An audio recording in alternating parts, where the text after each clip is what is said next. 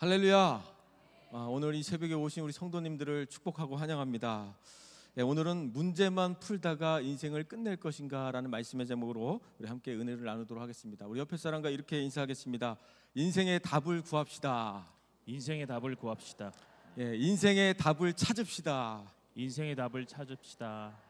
답을 구하지 못한 채 문제만 풀다가 끝나는 인생이 아니라 우리가 온전히 확실한 답을 찾고 살아가는 저희들이 되시기를 축복합니다. 오늘 본문의 말씀은 우리가 잘 알고 있는 오병이의 그 기적에 대한 말씀입니다. 그러니까 사복음서에서 모두 다 다루고 있을 정도로 너무나 중요한 사건으로 기록되어 있습니다. 그런데 오늘 본문의 그 핵심은 그런 기적이 아니라 예수님께서 오병이의 기적을 통해 우리에게 가르쳐주고 싶은 영적인 메시지가 있다는 거예요. 그래서 오늘 본문의 배경을 보면 사람들이 몰려드는 그 배경이 있습니다. 그 이유가 무엇입니까? 우리 2절의 말씀을 함께 선포하도록 하겠습니다. 시작. 큰 무리가 따르니 이는 병장들에게 행하시는 표적을 보았음이로라. 큰 무리가 이제 따르는 이유가 뭐예요? 병자들을 치유하시는 것을 보았다는 거죠. 표적을 보았다는 거죠. 그러니까 사람들의 관심은 어디에 있습니까? 병 고침을 받는 데 있다라는 거예요. 그런 표적을 쫓아서 예수님께로 이제 왔다라는 것을 잘 알고 있습니다.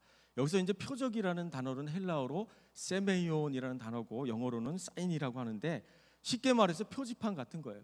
우리가 이제 길을 가다 보면 도로 위에 표지판이 있는데 표지판이 세워져 있는 목적이 무엇입니까? 그것은 표지판을 통해서 사람들이 길을 잃어버리지 않고 자기가 이제 가고 싶은 방향으로 온전히 갈 수 있도록 그렇게 방향을 결정해 주는 거죠. 그러니까 예를 들어서 제가 손가락으로 이렇게 하늘을 가리킨다면 어디를 봐야 됩니까? 제 손가락이 아니고 손가락이 가리키고 있는 하늘을 바라봐야 된다는 거예요. 그래서 사도 바울도 천국의 시민권은 어디에 있다라고 이야기합니까?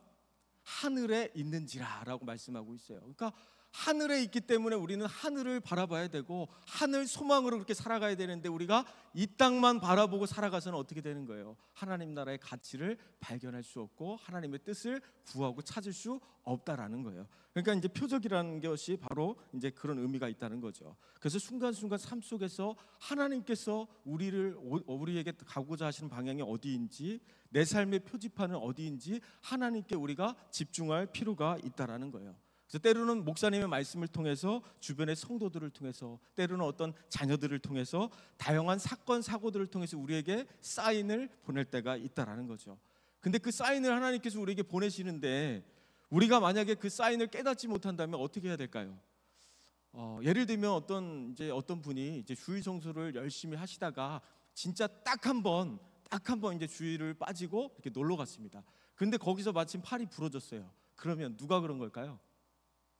당연히 하나님이 그런 게 아니죠. 하나님이 그런 게 아닙니다.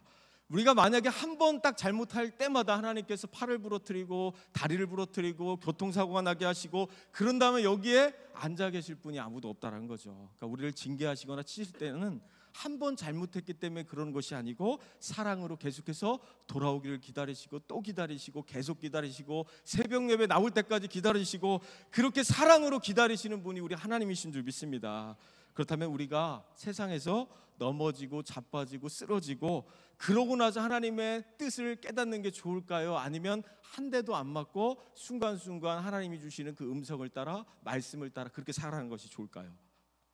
당연히 한 대도 안 맞고 하나님의 음성을 따라 그 말씀 따라 그 순종의 길을 걷게 돼야 되는 줄 믿습니다. 제가 하나님 앞에 기도하면서 항상 외치는 게 있습니다. 한 대 맞기 전에 깨닫자. 한 대 맞기 전에 돌아가자. 우리에게 그런 은혜가 있었으면 좋겠습니다. 그런 은혜를 사모하는 분들만 아멘 하시겠습니다. 우리 모두가 다 하나님의 주시는 그 음성을 따라 하나님의 뜻을 구하며 그렇게 순종의 길 가운데 나아가게 되기를 축복합니다. 오늘 본문의 말씀을 보면 이제 수많은 무리가 예수님께서 행하시는 그런 어떤 기적과 표적을 따라 그렇게 왔습니다. 그러나 정작 생명의 양식이 되시고 영원한 생명이 되신 하나님의 아들이신 예수 그리스도께서 누구인지를 전혀 알지 못했다라는 거예요. 그냥 단순히 눈에 보이는 표적만 쫓아서 왔다라는 거예요. 예수님께서 오병이의 기적을 행하셨을 때는 우리가 과연 어디에 초점을 둬야 하는지 분명한 가르침이 있고 메시지가 있다는 것이죠. 자, 이렇게 말씀하고 있습니다. 박영선 목사님의 요한복음 강해를 한번 읽어보도록 하겠습니다. 함께 읽겠습니다. 시작. 오병이의 사건은 예수님께서 어떻게 이러한 기적을 일으킬 수 있는 분인가 하는데 초점이 있는 것이 아닙니다. 이 사건 속에서 우리는 예수님이 우리에게 무엇을 깨우쳐 주시려고 하시는 것은 가로 초점을 모아야 하는 것입니다.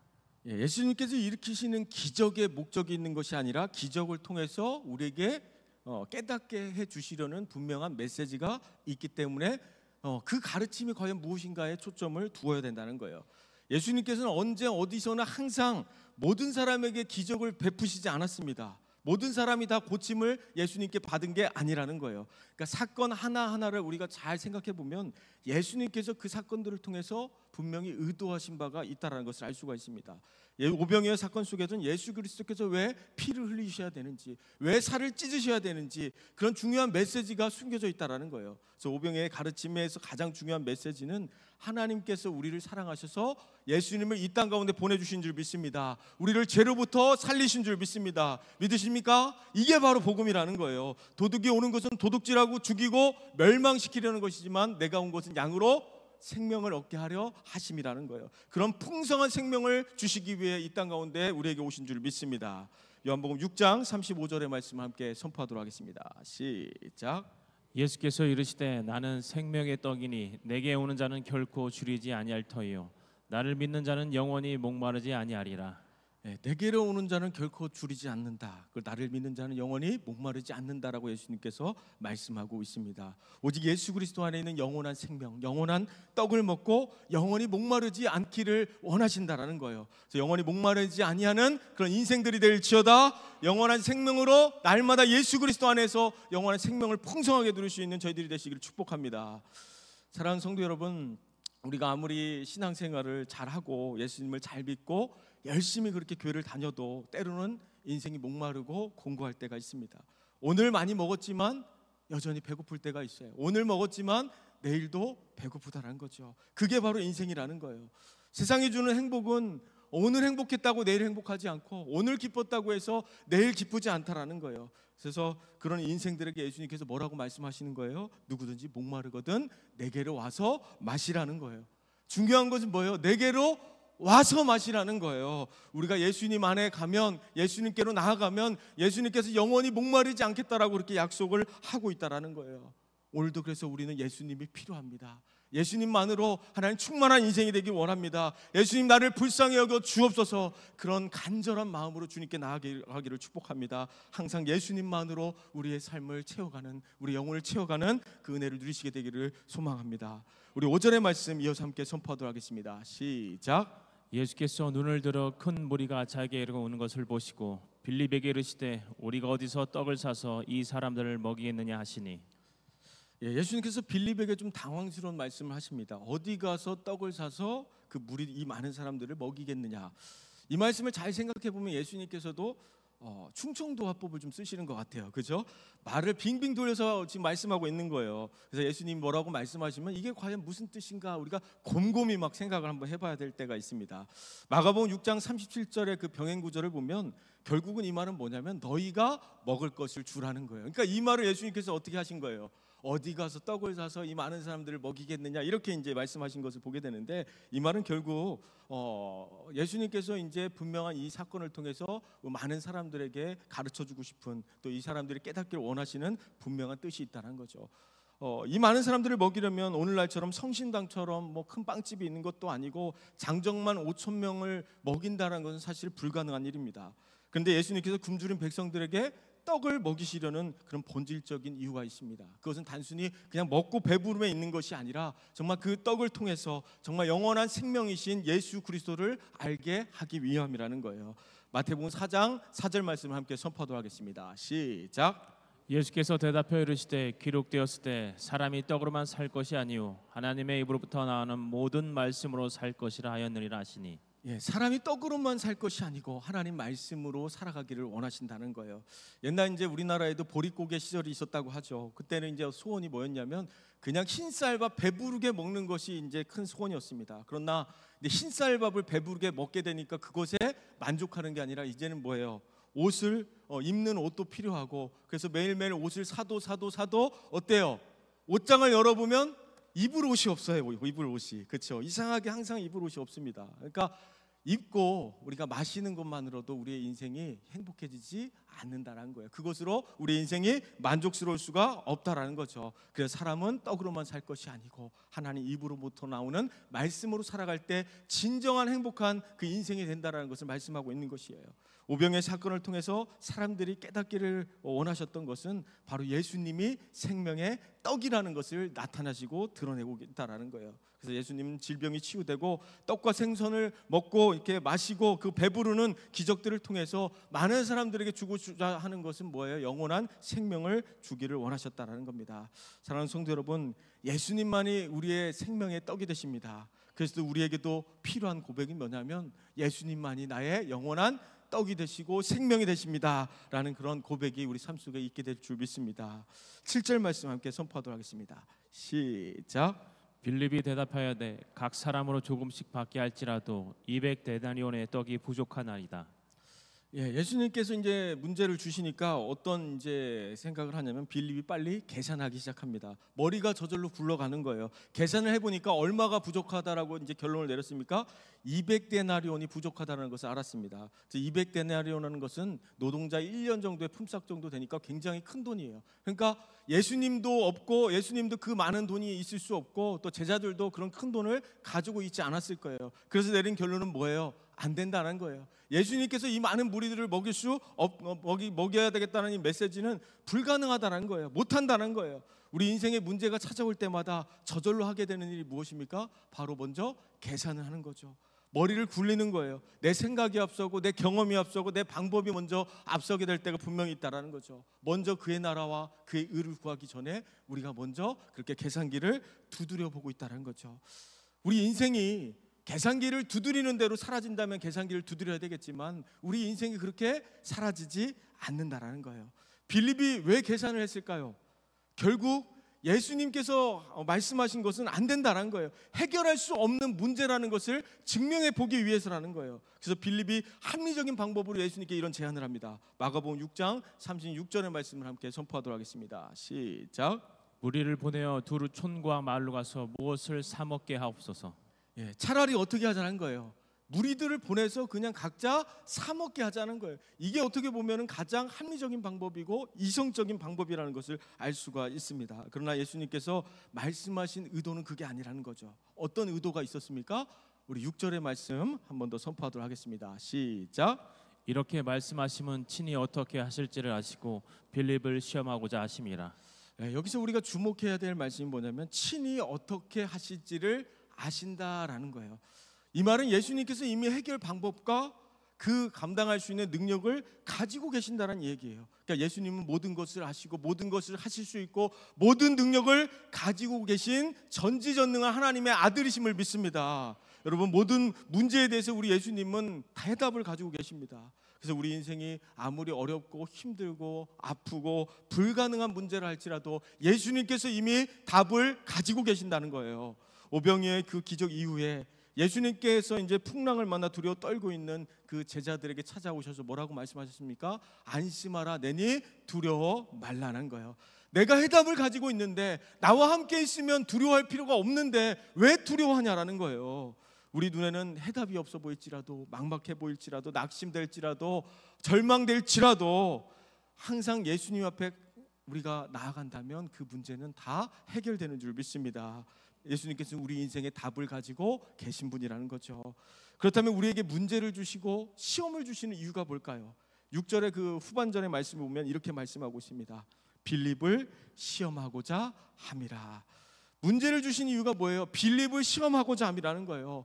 처음부터 내가 물고기 2마리 보리떡 5개만 구해오면 내가 이걸로 5,000명이 넘는 사람들을 먹이는 것을 보여줄 테니까 그것들을 한번 가지고 와봐라, 이렇게 말씀해 주셨으면 좋았을 텐데 그렇게 말씀하지 않았다는 거예요. 어디 가서 떡을 사서 이 많은 사람들을 먹일까, 뭐 이렇게 이제 말씀하셨다는 것을 알 수가 있습니다. 시험을 주신 이유가 뭘까요? 그것은 제자들의 믿음이 점점 자라가기를 원하셨다는 거예요. 계속해서 믿음이 성장해 가기를 원하셨다는 거예요. 성숙해 가기를 원하셨다는 거예요. 그래서 우리 삶에 문제가 있고 시험이 있다면 그건 뭐예요? 우리의 삶에 어떤 믿음이 자라가기를 위한 어떤 하나님이 원하시는 방법이고 그렇게 성숙해 가기를 원하신다라는 거예요. 그래서 시험이 찾아올수록 문제가 있을수록 어떻게 해야 됩니까?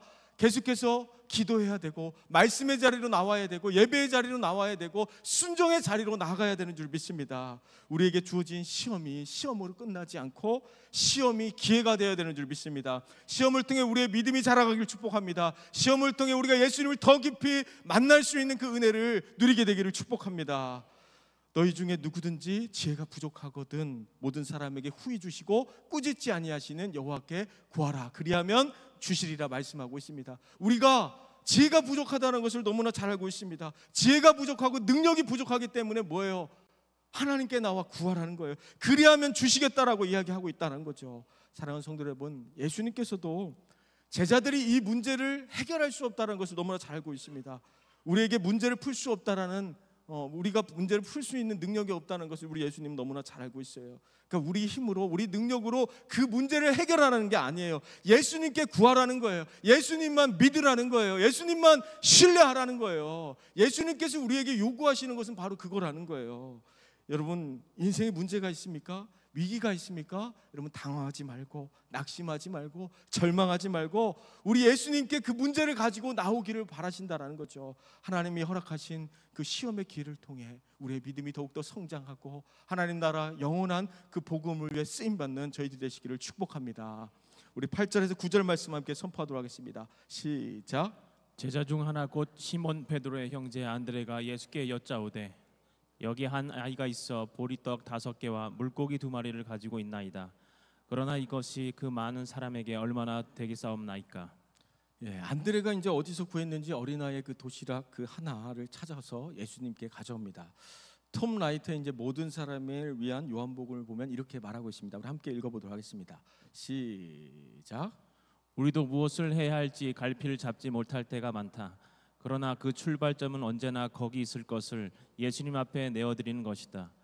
예수님이 그것으로 무엇을 하시지 당신은 알 수 없다. 물론 기독교 신앙은 우리가 생각지도 못했던 새롭고 창의적인 일을 그분이 하시리라고 대하는 것이지만 말이다.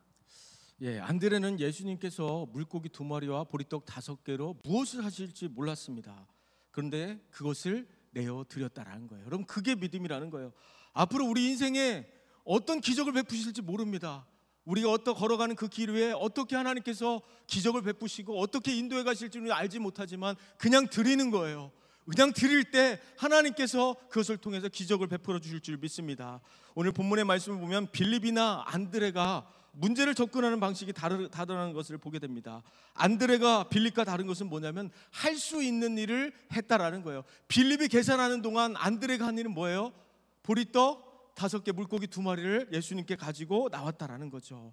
그러니까 보리떡 5개와 물고기 2마리로 해결할 수 없다라는 것을 안드레는 너무나 잘 알고 있습니다. 이것은 어린아이도 알 수 있는 문제입니다. 그러나 안드레는 뭘 했냐면 문제를 해결할 수 있든지 없든지 그것은 다음 일이고 중요한 게 아니고 뭐예요? 그것을 예수님께 가지고 나았다라는 거예요. 안드레가 물고기 2마리 보리떡 5개를 가지고 가면 예수님께서 이것을 분명히 가지고 기적을 베풀어 주실 거야 라고 생각했을까요? 아니면 생각을 하지 못했을까요? 생각을 하지도 못했을까요? 상상치도 못했을 거예요. 그러나 그것을 가지고 갔을 때 상상치도 못할 일들이 벌어지고 있었다는 것을 알 수가 있습니다. 내 생각과 내 방법이 다르지만 합리적인 방법이 아니라 할지라도 예수님께 가져갈 때 그것을 통해 예수님께서는 기적을 베풀어 주시는 거예요. 어떤 분들은 하나님께 맡긴다는 명목으로 그냥 하나님이 다 하실 거야 그렇게 생각하고 두 손 두 발 그냥 다 놓고 자기가 해야 될 일을 전혀 하지 않은 채 그렇게 그냥 가만히 계신 분들이 있습니다. 예를 들면 건강도 우리 하나님이 지켜주십니다. 아멘? 건강도 하나님이 지켜주셔야 돼요. 우리가 아무리 건강관리를 잘한다고 해서 건강해지는 것은 아닙니다. 그렇다고 해서 우리가 아무것도 안 하면 안 되죠. 건강해지기 위해서 우리가 해야 될 일은 뭡니까? 열심히 운동을 하고 열심히 또 식이요법을 또 잘 사용해야 됩니다. 가만히 있으면 여러분 살이 빠집니까? 안 빠져요. 가만히 있으면 그냥 가만히 되는 거예요. 여러분 믿으십니까? 가만히 있으면 아무 일도 일어나지 않습니다. 우리 몸이 아프면 여러분 어떻게 해야 됩니까? 기도해야죠. 아프면 하나님께 의지해야죠. 하나님께 맡겨야죠. 그런데 우리가 해야 될 일은 뭡니까? 열심히 병원에 다녀야 되는 거예요. 열심히 치료를 받으셔야 되는 거예요. 그러니까 우리가 해야 될 일을 미뤄둔 채로 어차피 해봐야 안 된다, 못한다, 불가능하다 그렇게 머리만 굴리고 있을 것이 아니라 일단 가지고 가보는 거예요. 일단 하나님께 맡기는 거예요. 일단 예수님께 내어드려보자는 거예요. 그럴 때 기적의 역사가 일어나게 될 줄 믿습니다. 5천 명이 넘는 그 사람들 앞에 보리떡 5개와 물고기 2마리는 굉장히 보잘것없는 거예요. 그것을 가지고 간다고 해서 어떤 기적이 일어날까 아무도 상상하지 못했습니다. 그러나 그것을 안드레가 가지고 갈 때 마중물이 되어서 결국 5천 명이 넘는 사람들을 먹이는 그런 놀라운 기적의 역사를 맛보게 되었다는 것이죠. 이것이 바로 기적의 원리고 믿음의 원리라는 거예요. 사랑하는 성도 여러분, 우리가 문제를 만나거나 위기를 만났을 때 중요한 것은 뭐냐면 우리가 과연 누구 앞에 서 있는가, 우리가 과연 지금 누구와 동행하고 있는가, 이것이 중요하다는 거예요. 내가 누구 앞에 서 있느냐에 따라 우리의 문제의 그 사이즈가 결정이 되는 거죠.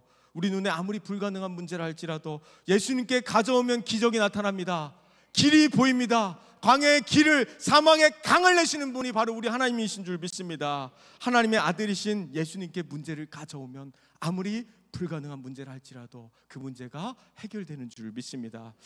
저희 아들이 얼마 전에 계속해서 이제 수학 문제를 이제 풀다가 안 되니까 저한테 가지고 오는 거예요. 처음엔 제가 좀 당황했습니다. 제가 이 문제를 풀 수 있을까 당황했는데 해보니까 조금씩 풀어지는 거예요. 그러고 나더니 이 아들이 틈만 나면 이 수학 문제를 저한테 가지고 오는 거예요. 그래서 이제 좀 그런 부담감이 있지만 이제 중요한 건 뭐예요? 아버지한테 이 문제를 가지고 가면 뭐예요? 해결된다는 거 이 아들이 깨달은 거죠. 우리에게 바로 필요한 건 바로 이런 것 같아요.